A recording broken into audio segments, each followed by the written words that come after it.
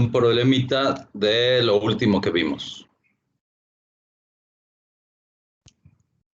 Entonces, aquí está.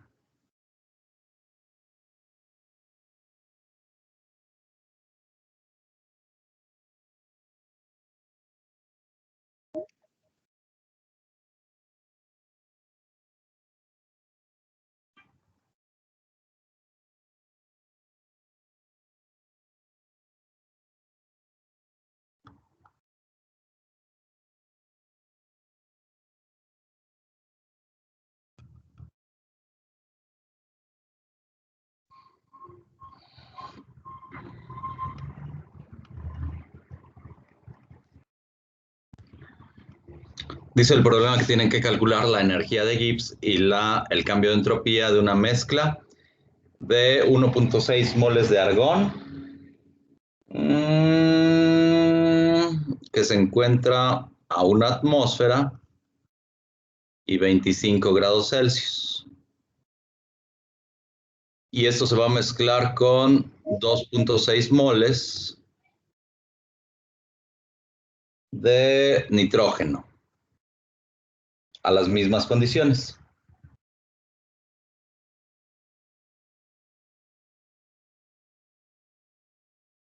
Vamos a suponer que el problema es la mezcla de dos gases ideales, lo cual es bastante coherente porque tenemos un estado de baja presión. Recuerden que a presiones inferiores a las 10 atmósferas podemos considerar que estamos tratando con un gas ideal.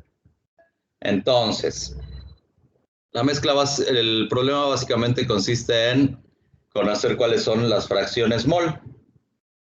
La fracción mol de argón, recuerden, es su cantidad de sustancia entre la cantidad de sustancia total. 1.6 más 2.6. Esto, según mis cálculos, me daría 0.38. Y entonces, si la fracción mol de nitrógeno es 1 menos la fracción mol de argón, que sería de 0.38, esto me daría una fracción mol de 0.62. ¿Ah? El cambio de energía de Gibbs debido a la mezcla, la clase pasada dedujimos la expresión, era la N total, que sería de 4.2 moles. Esto multiplica a la R, la vamos a tomar como 8.314 para quedarnos con el sistema internacional. Sería joules por Kelvin mol. Esto multiplica a la temperatura absoluta, 298 Kelvin. Y ahora necesitamos aquí la fracción mol, que multiplica el logaritmo natural de la misma fracción mol. Entonces, para el caso del argón sería 0.38, logaritmo natural de 0.38, más la fracción mol del nitrógeno, 0.62, que multiplica al logaritmo natural de esa misma fracción mol. Profe, dice una compañera que se la puede dejar entrar, por favor. De acuerdo.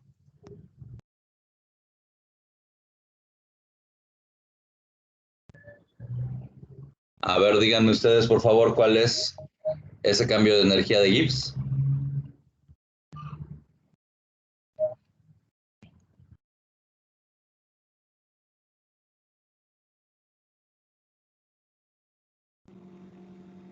Me salió que es menos 6.910.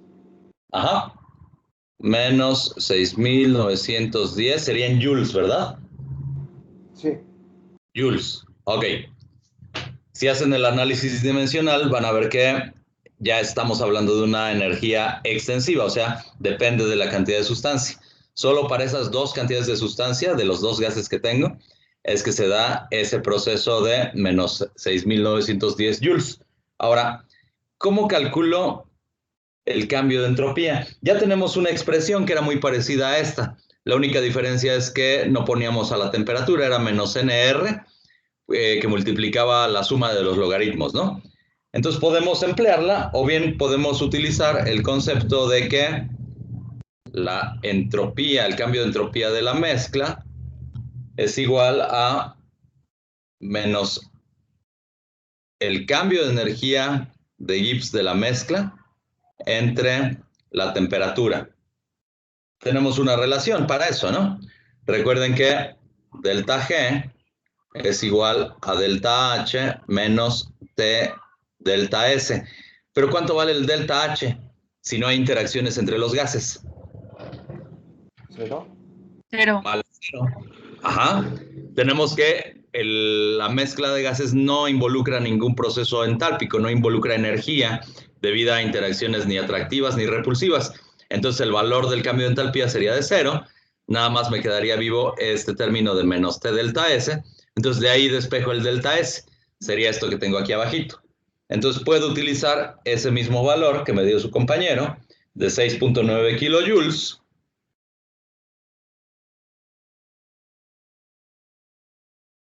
Eso lo divido entre la temperatura absoluta, 298 Kelvin, y eso me daría el cambio de entropía. ¿Cuánto le sale?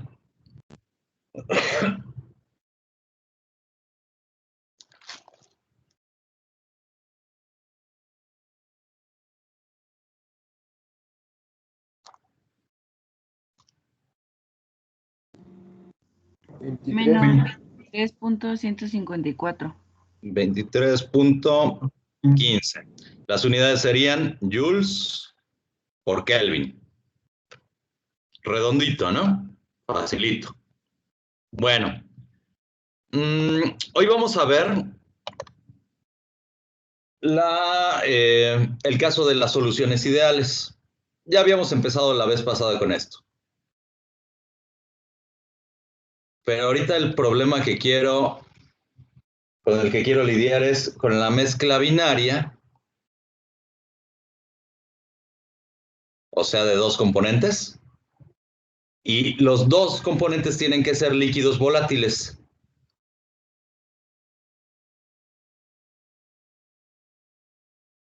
Es necesario que sean líquidos volátiles. O sea, este problema, el modelado que voy a exponerles a continuación, no me serviría para las soluciones a las que estamos acostumbrados. Por ejemplo, sal en agua no quedaría para esta definición porque la sal no es un soluto que sea volátil.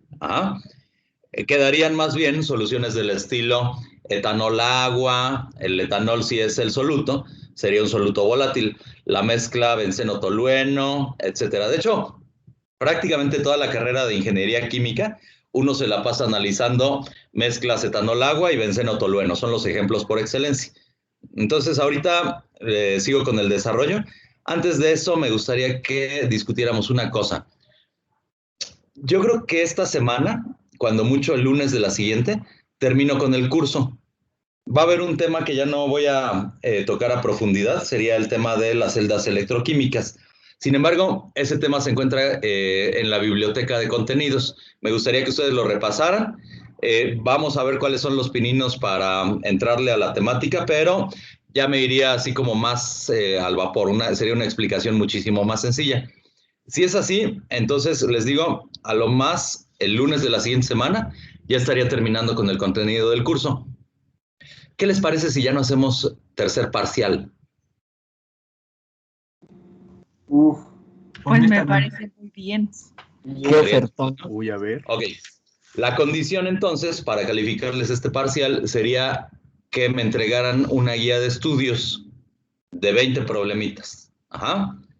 10 de esos problemas van a ser lo que vamos a ver durante esta semana, que son soluciones. Vamos a ver soluciones no electrolíticas. Y los otros 10 problemas tienen que ser problemas de electroquímica. Son problemas muy sencillitos, de celdas de Daniel, potenciales de electrodo, etcétera, ¿va? Pero sí necesito que le echen un ojo a la biblioteca de contenidos y que esos 10 problemas de electroquímica sean de libros de nivel superior. No me vayan a poner libros de ahí del maestro Rubén, de cuando utilizaban, de cuando veían potenciales de media celda, ni nada de eso. Quiero que tengan la complejidad del nivel superior. Entonces, ya no les encargaría ahí una guía de estudios aparte. Esos 20 problemas contarían como el 100% de la calificación del segundo parcial, del tercer parcial, perdón. ¿Va? ¿Estamos de acuerdo con eso? Va. Yo sí. Bueno, Sí, profe. yo la siguiente semana les voy a abrir el espacio en Teams para que suban el documento de la tercera guía de estudios. Y con eso entonces ya quedamos a mano. No le vayan a echar la flojera, chicos, ya es lo último. ¿Va? Órale. Órale, pues. Bueno, entonces seguimos. Mezcla de dos líquidos volátiles.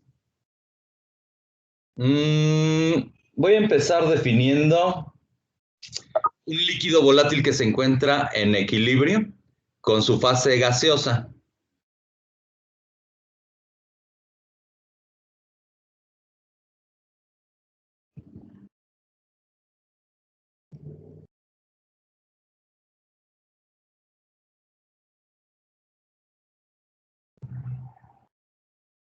¿Cuál sería el cambio de energía de Gibbs si yo tengo un proceso en equilibrio de este estilo? Un líquido que se encuentra en equilibrio con su fase gaseosa. Es de cero, ¿no? Porque estoy ante un proceso reversible. Entonces, eso es lo que me va a servir para definir el problema. Voy a decir que no solo se encuentra en equilibrio con la fase gaseosa, sino que se encuentra en un contenedor cerrado.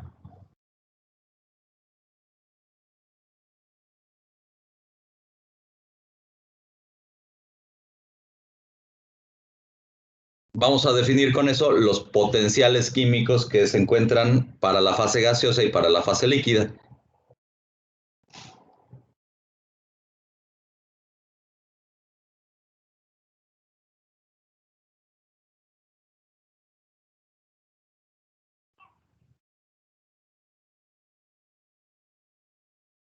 Son los mismos, ¿no? Porque el delta mu tendría que tener un valor de 0. Entonces eso quiere decir que el potencial químico de la fase gaseosa es igual al potencial químico de la fase líquida. Voy a añadir aquí un asterisco en los dos. Este asterisco significa que estoy hablando de un componente puro.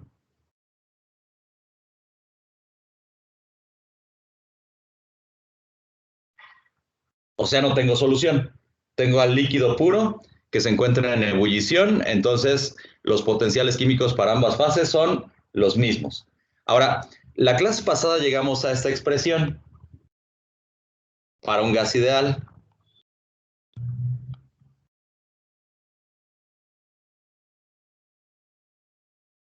Yo tengo que la expresión se convertiría en esto.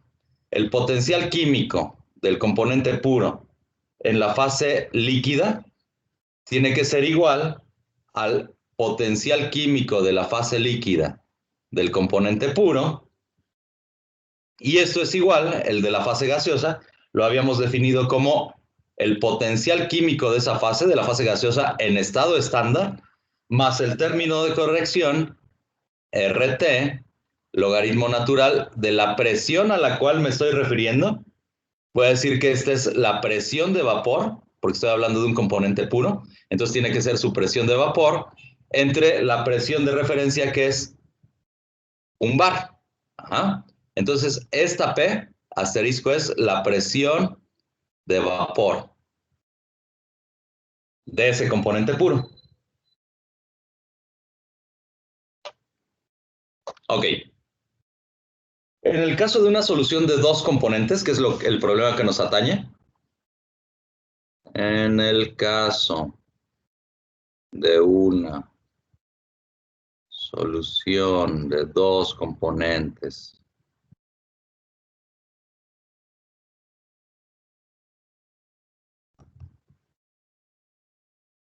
en equilibrio,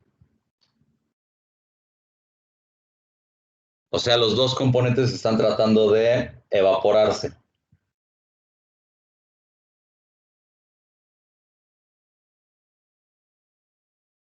El potencial químico sigue siendo el mismo para cada componente en ambas fases.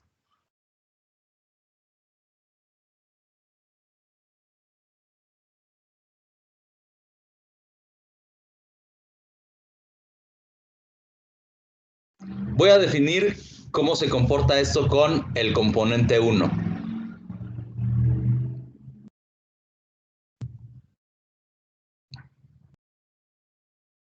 Cuando vean que estoy hablando del componente 1, me estoy refiriendo al disolvente.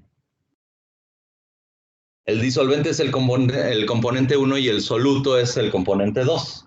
Entonces voy a redefinir esta expresión en términos del disolvente nada más. Sería su potencial químico en la fase líquida es igual a su potencial químico en la fase gaseosa, y esto es igual a su potencial químico estándar en la fase gaseosa, más el término de corrección, RT, logaritmo natural de P1 entre un bar. ¿Quién es ahora P1?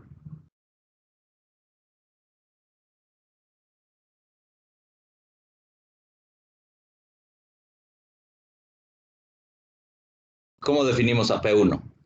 Lo hacemos a partir de la ley de Dalton, ¿no? Entonces, esa P1 es la presión parcial del disolvente. Ok. Aquí hay una condición un poco tramposa que me dice que el potencial químico del componente 1 en la fase gaseosa, en el estado estándar, perdón, aquí no lleva 1, el potencial químico del estado estándar en la fase gaseosa es igual al potencial químico del componente 1 en esa misma fase, también en el estado estándar. Entonces voy a combinar las dos ecuaciones. Me quedaría que el potencial químico del disolvente en la fase líquida es igual al potencial químico del disolvente en la fase gaseosa en el estado estándar, más RT, logaritmo natural de P1 entre un bar. Esto me quedaría igual a... Lo que quiero hacer aquí es meter el potencial químico del disolvente, pero en la fase líquida. O sea, ahorita nada más tengo datos de la fase gaseosa. Si lo defino en términos de la fase líquida, entonces ya puedo entrarle a definir cómo es la termodinámica del líquido, no nada más de los gases. Entonces aquí me quedaría el potencial químico del disolvente en la fase líquida, del disolvente puro, menos RT, logaritmo natural de la presión de vapor del disolvente en estado puro entre un bar, más RT, logaritmo natural de la presión parcial del disolvente, ahora en el contexto de la solución, entre un bar. Tengo que la diferencia de logaritmos es igual al cociente, entonces esto me quedaría como el potencial químico del disolvente en la fase líquida es igual a su potencial químico en estado puro, también para la fase líquida, más RT, logaritmo natural de el cociente de las presiones. Sería la presión parcial del disolvente entre la presión de vapor del disolvente como componente puro. La primera persona que se fijó en esta expresión, que esta razón de presiones se asemejaba a la composición del disolvente, fue un químico francés que se apellidaba Raoult. Entonces, de ahí sale la ley de Raoult.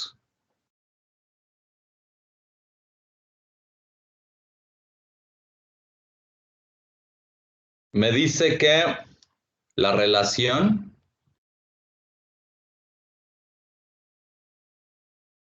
P1 entre la presión de vapor del disolvente es igual a la fracción mol del disolvente.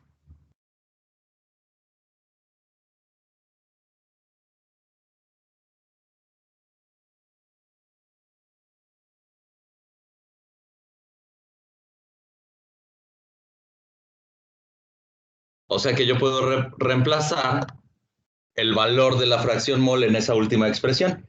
Me quedaría como que P1 entre P asterisco 1 es igual a X1, o bien que P1 se parece mucho a la expresión que veíamos de la ley de Dalton para las presiones parciales. Me quedaría que P1 es igual a X1 por la presión de vapor. Si reemplazo eso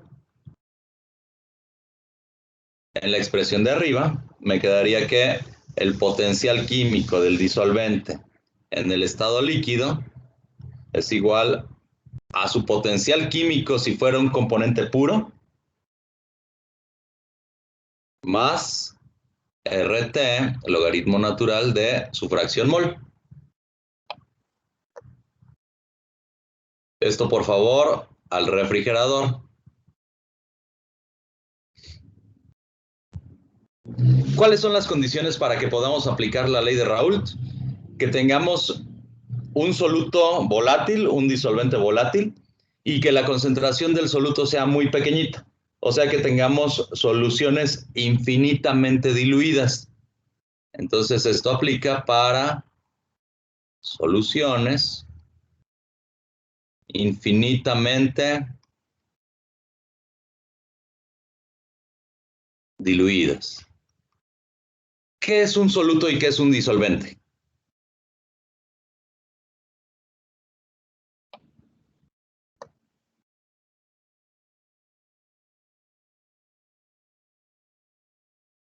¿Están ahí, chicos? Sí, profe, pues el soluto sería pues, realmente como a veces es mejor dicho, el sólido o el producto de menor cantidad que va a ser diluido, ¿no? A ver, si yo te dijera que tengo una solución de sal en agua, de 1 kilo de sal por 1 mililitro de agua, ¿quién sería el soluto y quién es el disolvente? El agua, el disolvente.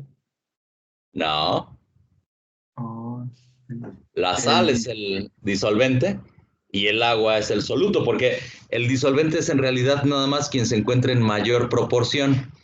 Si yo tengo una mezcla de etanol-agua al 50%, yo no puedo decir quién es el soluto y quién es el disolvente. Una de las fracciones molares tiene que ser inferior para que yo lo considere como un soluto.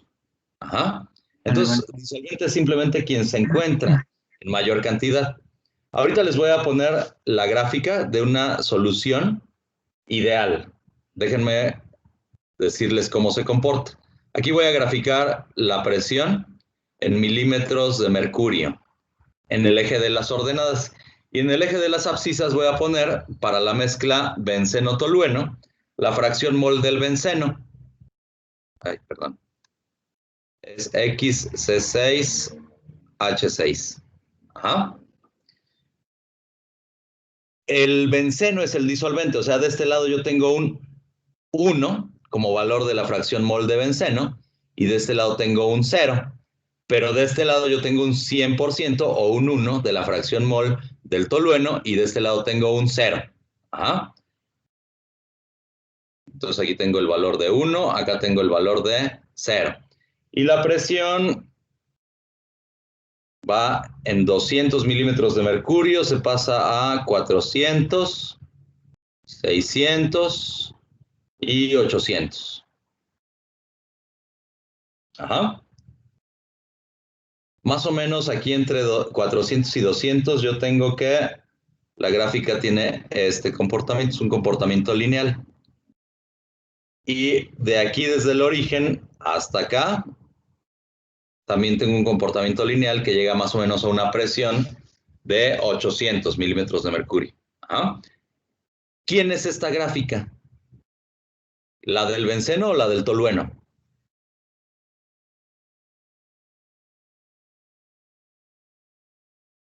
¿Qué es lo que estoy analizando? Estoy analizando la presión. Esta presión es la presión total del sistema. ¿Y quién era la presión? La suma de las presiones parciales, o sea, la presión parcial del benceno más la presión parcial del tolueno sería C7, perdón, H8.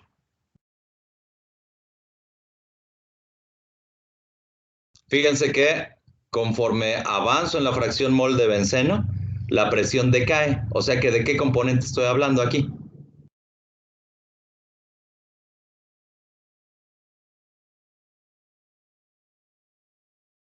¿De qué presión parcial? De la del tolueno, ¿no?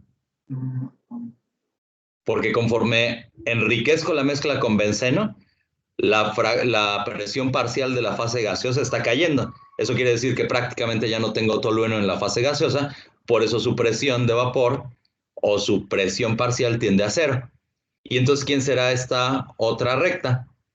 Estaría representando a la presión parcial del benceno, C6H6.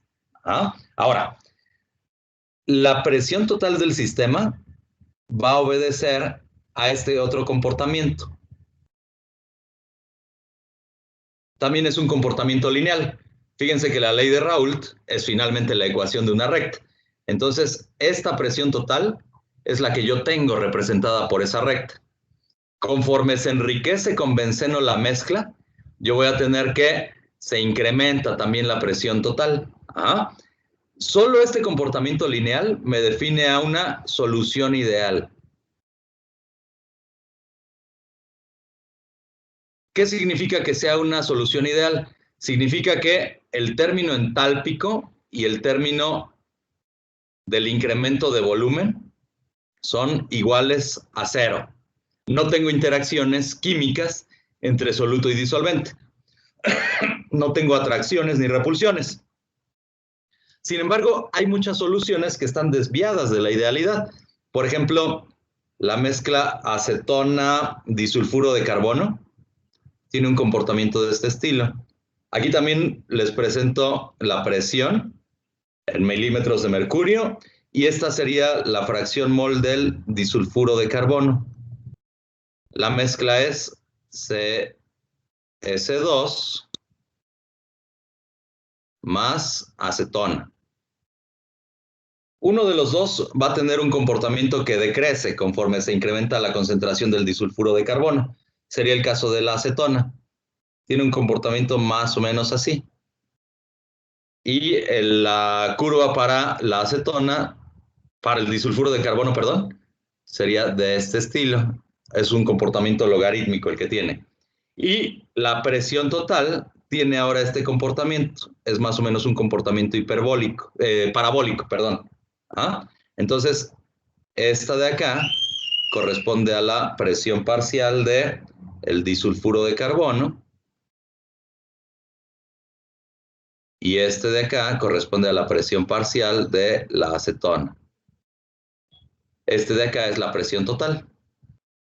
¿Ah? Es una solución no ideal. ¿Qué es lo que está ocurriendo? Tengo una desviación positiva de la idealidad, o sea, se encuentra por encima del comportamiento que tendría la recta, ¿no?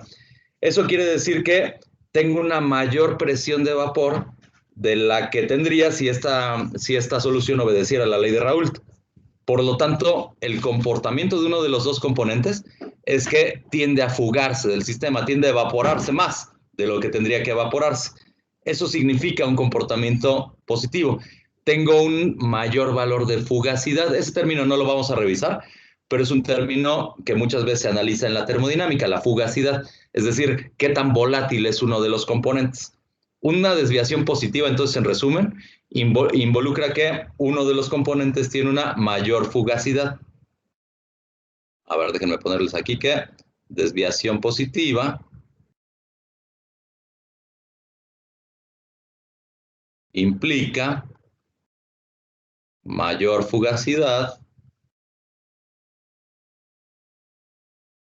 de un componente.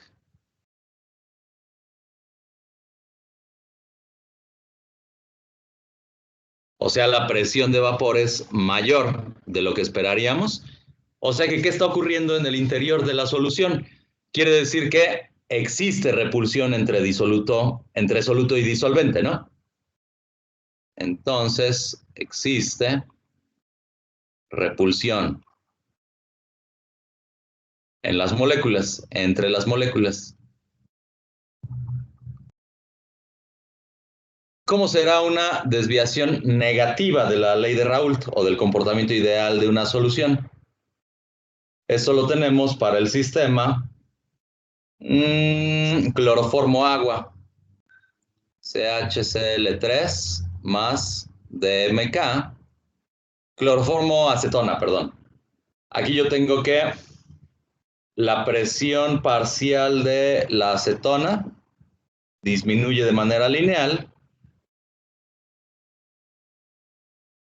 más o menos, se ve en mi dibujo, mientras que la del cloroformo se incrementa de forma lineal. Esta sería su presión de vapor, CHCl3. Y esta vez tengo una desviación. Las moléculas de la acetona se ven atraídas por las moléculas del cloroformo, entonces tengo que la presión total tiene este comportamiento. Esta es una desviación negativa de la ley de Raoult o del comportamiento de la solución ideal. Implica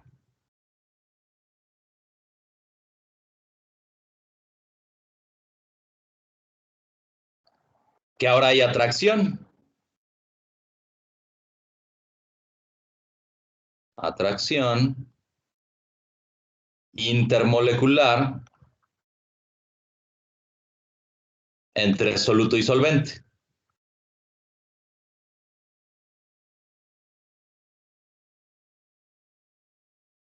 O sea, en la fase líquida, las moléculas de soluto se ven atraídas por las moléculas de disolvente. Eso quiere decir que eso impide que pasen a la fase gaseosa. Entonces, la presión que yo tengo en la fase gaseosa va a ser inferior que la presión que yo espero. Por lo mismo de que en la fase líquida las moléculas se encuentran relacionadas de forma electrostática. En ambos casos, ¿cómo será la componente entálpica y el volumen de exceso?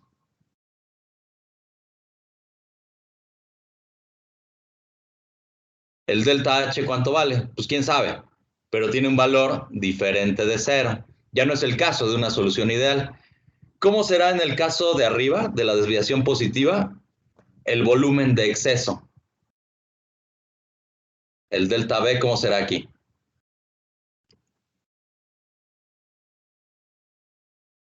Tiene que ser mayor que cero. Mientras que en el caso de abajo, como hay atracción, el delta B tiene que ser menor que cero. Sería el caso de la solución etanol-agua. ¿Se acuerdan que si mezclábamos 1 litro de etanol con 1 litro de agua, el resultado es que tengo menos de 2 litros? Tengo una desviación negativa de la ley de Raoult. ¿Ah? Pero lo que importa es esto. Ya no tengo una solución en la que la componente entálpica valga cero.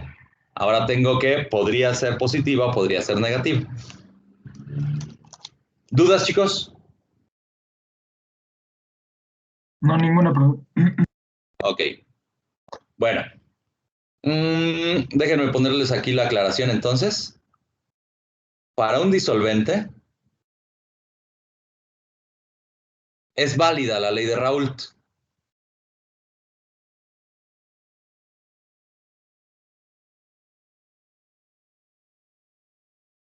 O sea, si estoy analizando el disolvente, estaría en el caso de una solución que se encuentra infinitamente diluida. Eso quiere decir que la ley de Raoult aplica. ¿Ah? Pero ¿qué pasa si la solución, bueno, ¿qué pasa si analizo al soluto? Ahí ya no aplica la ley de Raoult porque ya no estaría ante el caso de que el soluto sea el que se encuentra en mayor proporción, es el que se encuentra en menor proporción. Entonces, aquí aplica otra ley que se llama ley de Henry. Déjenme ponerles la nota. Por el contrario,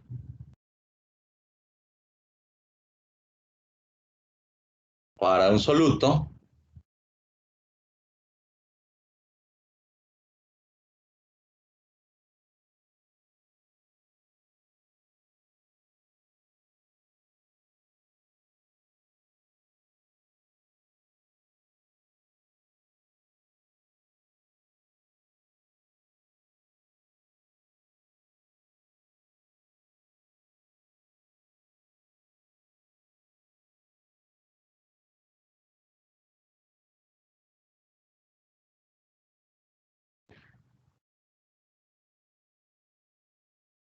también lo hace de forma lineal, pero lo hace obedeciendo la ley de Henry.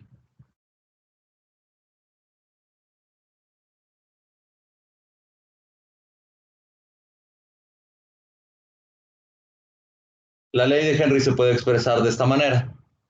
La presión parcial del soluto en la mezcla de dos líquidos volátiles es igual a la constante de Henry, es una K minúscula, por la fracción mol del soluto. Ajá.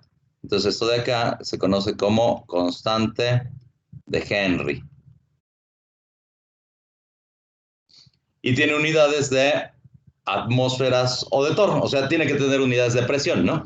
Porque recuerden que la fracción mol es adimensional, entonces para que esto tenga unidades de presión, la constante de Henry también tiene que tener unidades de presión. Lo más usual es que sea en atmósfera o en torr.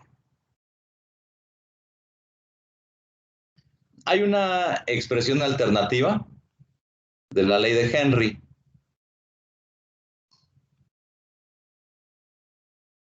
Es muy utilizada en fisicoquímica porque en general lo que nos es útil es conocer la concentración y muchas veces la concentración está expresada en unidades de molalidad.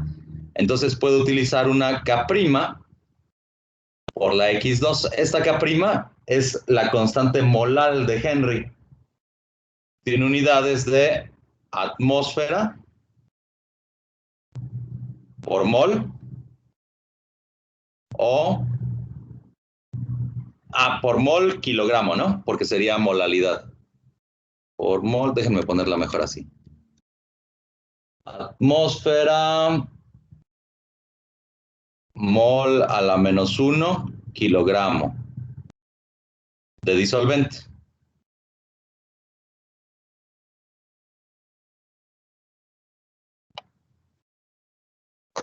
Es muy útil cuando uno trabaja con molalidades. Déjenme ponerles una tablita de constantes de Henry a temperatura ambiente.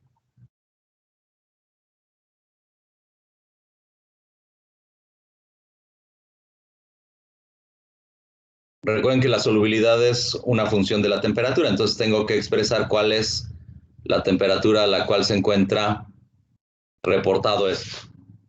Entonces aquí les voy a poner el gas. Lo vamos a hacer para hidrógeno, helio, argón, nitrógeno, oxígeno. ¿Qué otro? El CO2 también es bastante útil. Y el sulfuro de azufre, ácido sulfídrico en solución. Aquí les voy a expresar la constante de Henry en unidades de presión, en torr. Y aquí les voy a poner la K', o sea, la constante de Henry molal, tendría unidades de atmósferas, mol a la -1, kilogramo de... Esto lo hacen para soluciones acuosas. Entonces el disolvente, o más bien la constante molal, se refiere a una atmósfera por mol por cada kilogramo de agua como disolvente.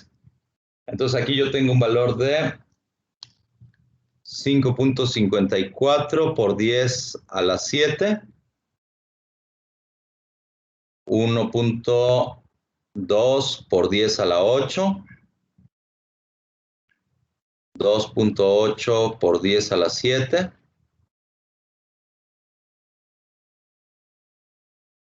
6.8 por 10 a la 7, casi todas andan por el mismo orden de magnitud. 3.27 por 10 a la 7, 1.24 por 10 a la 6 y 4.27 por 10 a la 5. Estos valores dependen de qué tan afín sea el soluto por el disolvente. Fíjense que, por ejemplo, el ácido sulfídrico sería totalmente soluble en agua, ¿no? Porque son isoelectrónicas las dos moléculas. Eso hace que el valor de la constante de Henry disminuya. El CO2 bueno, no es soluble en agua. Ahorita vamos a ver por qué no. Pero reacciona con ella. Entonces podemos llevar a cabo soluciones que tengan una alta concentración de CO2 y eso hace que también tenga un valor chiquitito. Entre más fugaz sea el gas, vamos a ver que tiene una constante de Henry muchísimo más alta. Por ejemplo, el helio. El helio es totalmente insoluble en el agua, ¿no? Entonces vemos que tiene una constante de Henry que tiene 2 órdenes de magnitud por encima de lo que tenemos en el CO2. ¿Ah? Déjenme pintarles la constante molal de Henry. Aquí tenemos un valor de 1311 para el hidrógeno, 2649 para el helio. Otra vez es bastante alto, ¿no? Eso se debe a que el helio no es soluble en el agua. 662 para el argón, 1610 para el nitrógeno, 773 para el oxígeno. El valor del CO2 tiene que ser muy pequeñito, por lo que decíamos. Es nada más de 29.3 y el ácido sulfhídrico también es de 10.1. ¿Ah?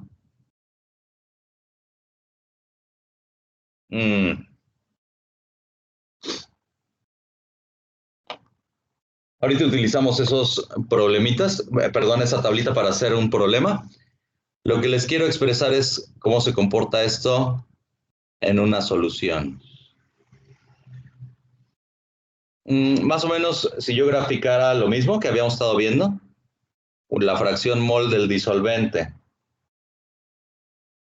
con respecto de la presión total del sistema o de la presión de vapor, yo vería que tengo cierto comportamiento, ¿no? Vamos a pensar que es algo así.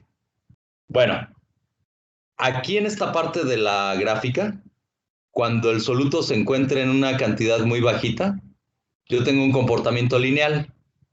Este comportamiento lineal obedece a la ley de Henry. Y para el disolvente, fíjense que aquí también tengo un comportamiento lineal. Nada más que este comportamiento lineal obedece a la ley de Raoult.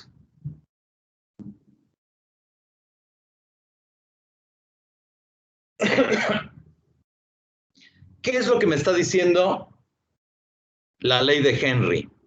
Está diciéndome que la concentración, esta ley de Henry sobre todo se utiliza para gases que se encuentran disueltos en líquidos. Fíjense que es la tabla que les puse, son puros gases, ¿no? Lo que me está diciendo que si la presión de vapor del gas disminuye, yo voy a tener que la concentración del soluto en la disolución baja. O sea, se abate la fracción mol del soluto porque es linealmente dependiente con la presión parcial que yo tenga en la fase gaseosa. Hay muchos ejemplos de la ley de Henry. ¿Qué pasa cuando destapan un chesco? ¿Cómo suena?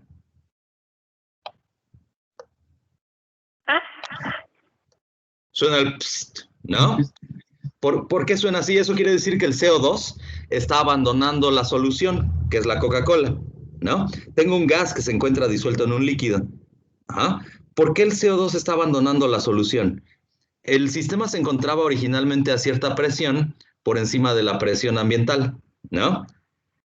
En el momento en el que nosotros retiramos la taparrosca o la corcholata, yo voy a tener que de manera súbita disminuye la presión de vapor del CO2 sobre la solución.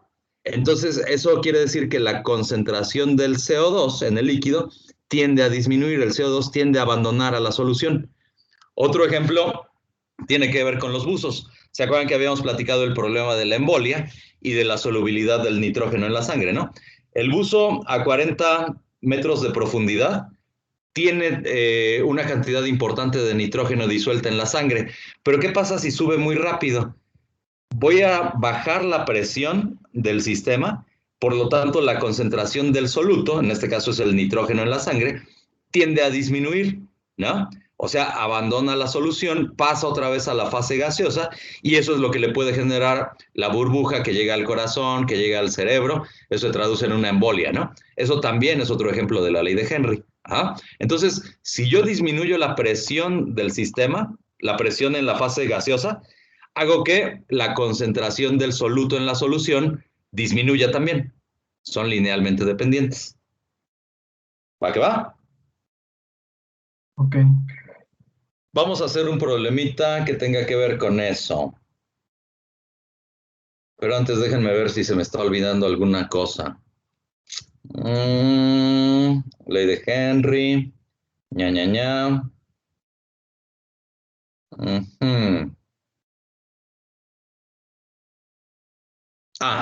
Sí se me está olvidando algo.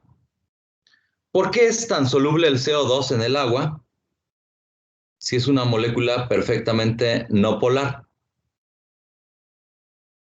¿Están de acuerdo que se tiene que cumplir la reglita empírica de que soluto polar se disuelve en disolvente polar? Si el agua es polar, pero esta cosa es no polar, ¿por qué es no polar? Porque los oxígenos jalan densidad electrónica de igual forma, entonces se cancela el vector de momento dipolar, ¿no? Sería una molécula perfectamente apolar, sin embargo es soluble en el agua. Bueno, aquí lo que ocurre es que el agua reacciona con el CO2. A ver, la voy a pintar de esta manera.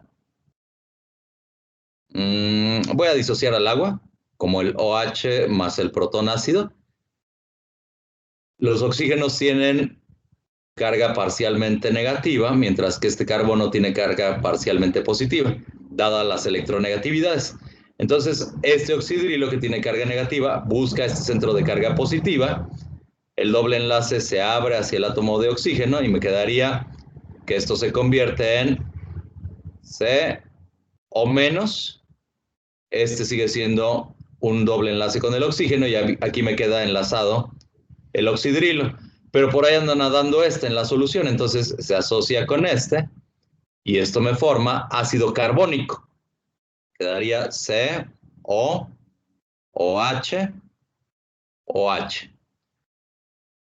No es otra cosa que lo que vemos en las bebidas carbonatadas, ¿no? El Peñafiel y eso tienen sabor acidito porque se está formando esta moleculita del ácido carbónico. Ahora, ¿cómo favorezco que la reacción proceda hacia la formación del ácido carbónico y no hacia la formación del CO2? Eso depende totalmente de la presión. Si yo tengo una presión considerable por encima del líquido, empujaría la reacción hacia el lado de los productos. Si por el contrario la presión disminuye, hago que sea preferible esta forma de la estructura del dióxido de carbono, y esa es una estructura que es no polar, entonces esa es la que tiende a abandonar el seno de la solución. ¿Ah? Por eso es que se lleva a cabo, que se verifica la ley de Henry. ¿Sale? Ok. Bueno, vamos a hacer un problemita. Déjenme borrar esto de acá. Algo muy parecido ocurriría con el ácido sulfídrico, nada más que el ácido sulfídrico, pues ese de plano es soluble en el agua y por eso es que tengo una constante de Henry tan bajita. Voy a borrar todo esto, que la chingada. Tengo algo, una dificultad aquí. Ah, ya sé cuál es. Que ahora estoy utilizando mi Wacom. Se comporta de forma diferente. Ok. El problemita dice, calcule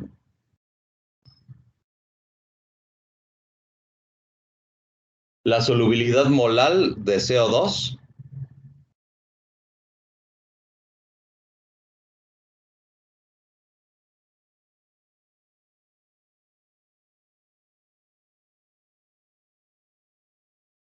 en agua a 298 Kelvin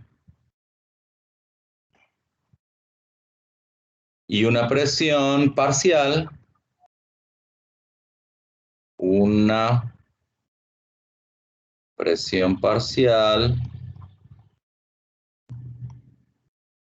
de CO2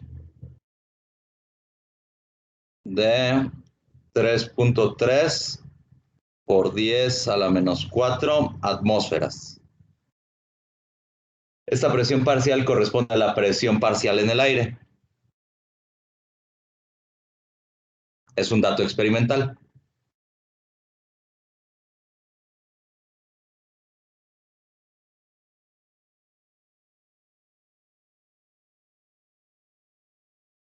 Bueno, es un problema de ley de Henry, ¿no? Se reduce, déjenme ponerles aquí a la mano el dato del CO2. Ahí quedó, se reduce a que podamos encontrar la fracción mol del soluto.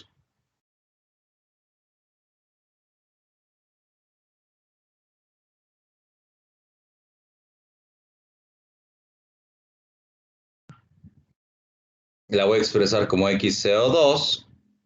Si utilizo la ley de Henry con cantidades molales, pues ya está redondito el problema, ¿no? Me quedaría que esto es igual a su presión parcial, su fracción mol es igual a su presión parcial, entre la constante de Henry expresada en unidades de molalidad. Aquí hay una trampita que voy a hacer y es el hecho de que la solución es muy diluida. Dado que la solución es muy diluida,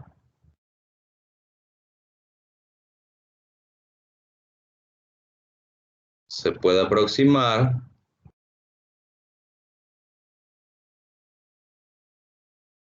que la fracción mol del CO2 es igual a su cantidad de sustancia entre su cantidad de sustancia más la cantidad de sustancia del agua que se está evaporando.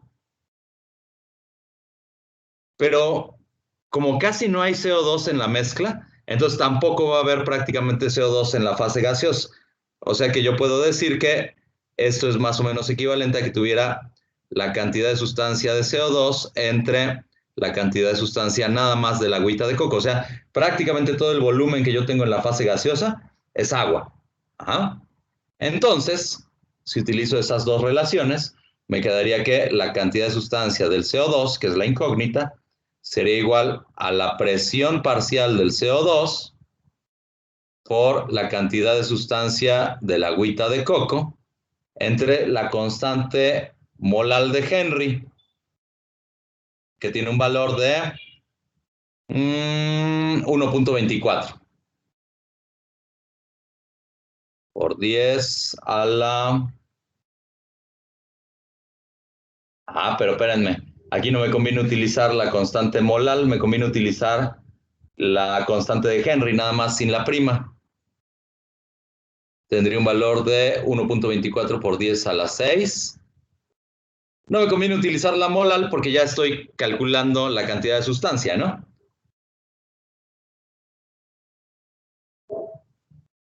Esta tenía unidades de torr. Entonces, vamos a meterle datos a este problemita. N del CO2 sería igual a 3.3 por 10 a la menos 4. Esto me lo dan en atmósferas, pero para que sea consistente con la constante de Henry, que como decíamos no es la molal, tengo que convertir a unidades de torr. Entonces esto lo voy a multiplicar por 760 y ya me quedaría que las unidades son torr. ¿Se acuerdan que 1 milímetro de mercurio era igual a un torr, no? Entonces, una atmósfera tendría un valor de 760 torr. Ok. Esto lo multiplico además por el kilogramo del disolvente. ¿Se acuerdan que el disolvente era agua, no? Si necesito calcular la N, entonces necesito la masa del disolvente y su peso molecular. El peso molecular del agua es de 18.01 gramos por mol. Y necesito multiplicarlo esto por el inverso multiplicativo de la constante de Henry, ¿no? Entonces esto sería por 1 entre 1.24 por 10 a la 6 torr. ¿Cuánto les da, chicos?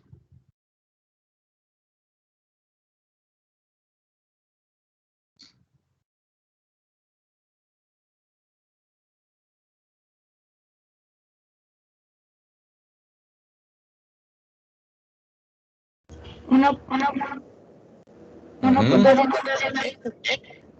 123 a la menos algo, ¿no? Porque el 6 está dividiendo. menos 5. A la menos 5 sería en unidades de mol. Ahí está, muchas gracias. O sea que la molalidad del CO2 es igual a 1.12 o 123 por 10 a la menos 5. ¿Qué unidades tiene la molalidad? Tiene mol por kilogramo de agüita de coco.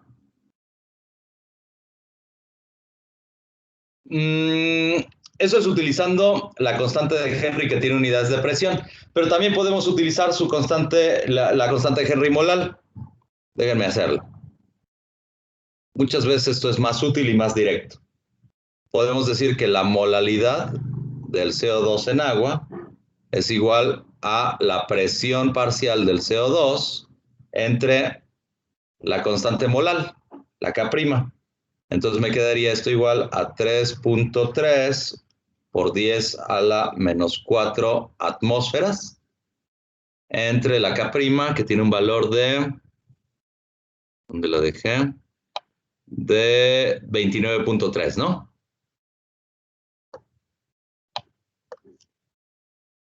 (29.3). Las unidades serían atmósfera, mol a la menos 1, kilogramo de disolvente.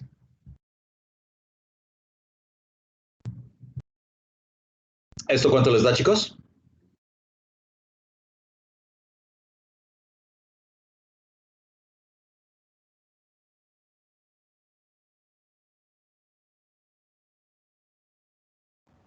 Es casi lo mismo, da Lo mismo, ¿no? Ajá. 1.126. 1.26. 126. 126, sí, es lo mismo. Las unidades serían otra vez mol por kilogramo de agüita de coco. ¿De acuerdo? Entonces, dependiendo del conjunto de datos que tengan, es que tienen que utilizar una ley de Henry o la otra. Bueno, una constante de Henry o la otra. ¿Sale? ¿Dudas hasta aquí, chicos? No, ninguna. ¿Ninguna? Bueno, pues ¿qué les parece si nos largamos a echar un sándwich? Un yogurcito. Bueno, Yo sí tengo una duda, profe, sobre ¿cuál? su notación. En la tabla, el segundo molécula, ¿cuál es? Es que parece igual que H2O. H2. Helio. Lo que estoy diciendo es que tengo una letra fea. Gracias. Este de aquí, ¿verdad? Sí. Es hidrógeno.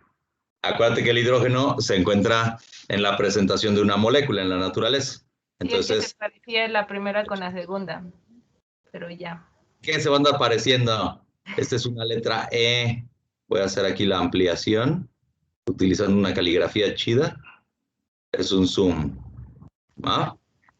Gracias, profe. Es hidrógeno, helio, argón, nitrógeno, oxígeno, CO2 y sulfuro de hidrógeno. ¿Ah? ¿Alguna otra cosa, chicos? Bueno, ya hicimos entonces el acuerdo de cómo vamos a calificar el tercer parcial. 20 problemitas, 10 de todo esto de soluciones no electrolíticas y 10 tienen que ser de electroquímica. Celdas de Daniel. Váyanlos buscando de una vez. Todavía no tienen todos los elementos de juicio para resolverlos, pero en el transcurso de esta semana vemos de qué manera se resuelven. ¿Sale? Y Vale. pues vámonos de aquí. Gracias, chicos. Cuídense mucho. A usted, Nos profe. vemos. Muchas gracias. Gracias, profe. Nos vemos. Gracias, profe. Nos vemos.